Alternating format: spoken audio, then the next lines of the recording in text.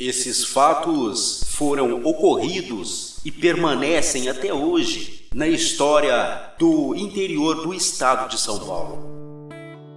Na década de 40, existia um vilarejo às margens da Serra da Cantareira, o qual era formado por olarias, onde se instalavam grandes fazendas, algum tipo de atividade industrial da época, formavam ali vilarejos, colônias, para que os trabalhadores se instalassem ali perto do seu local de trabalho, porque na época transporte, condução não tinha essa facilidade dos tempos de hoje. Então tudo era mais difícil, tudo era mais demorado.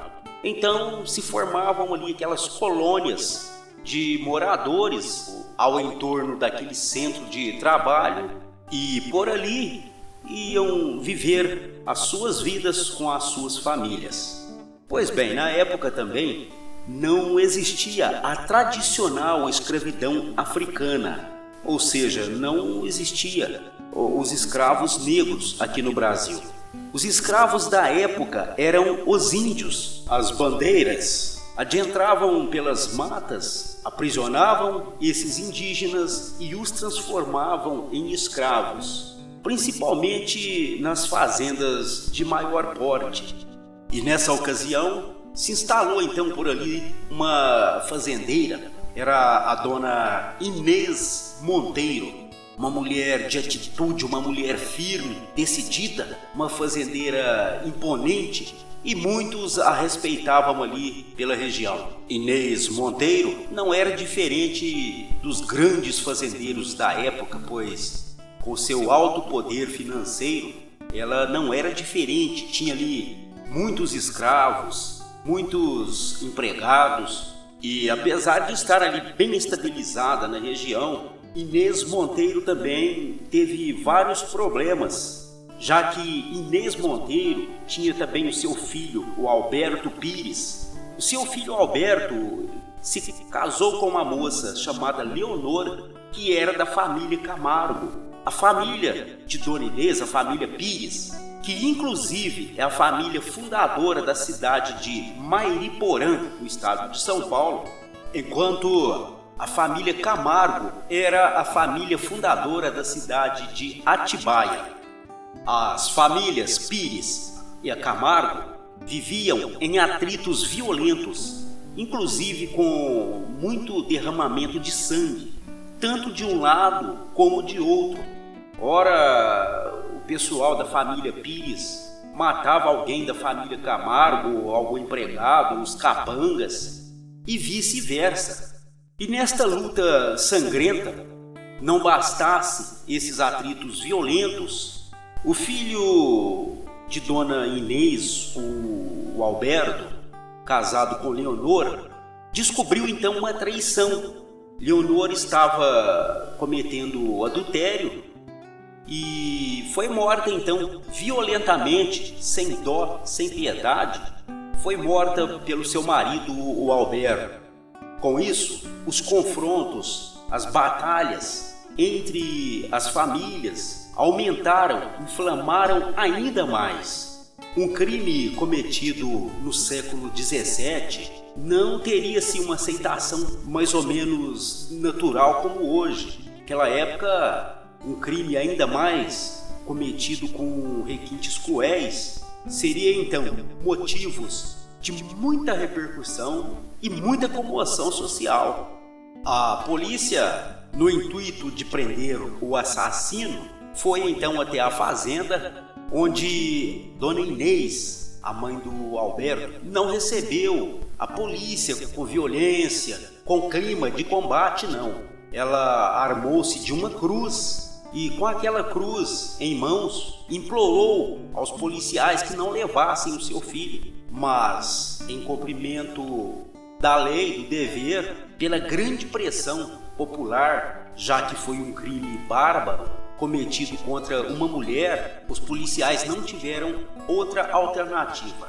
Prenderam o Alberto e o levaram para Paraty. Passado alguns dias, Inês reúne ali uns capangas, também foram às matas, formou ali um pelotão de índios armados com flechas, também os capangas com cartucheiras, espingardas. Formou-se então uma cavalaria de guerreiros armados e foram ao encalço de Alberto. Foram para Paraty na tentativa de resgatá-lo.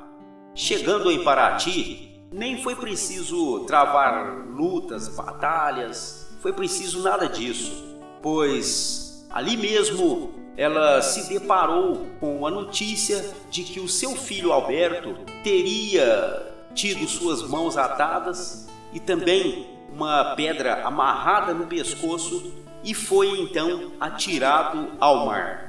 Restava, portanto, regressar à sua fazenda e findar então aquela esperança, pois o seu filho, o Alberto, nunca mais iria regressar. Passado poucos dias desses fatos, eis que a família Camargo, através de suas tropas, invadiram então as terras da dona Inês, foram até a fazenda, onde ali atearam fogo em vários paióis que eram usados como galpões e abrigavam nesses galpões aqueles escravos, os índios, que trabalhavam para Dona Inês.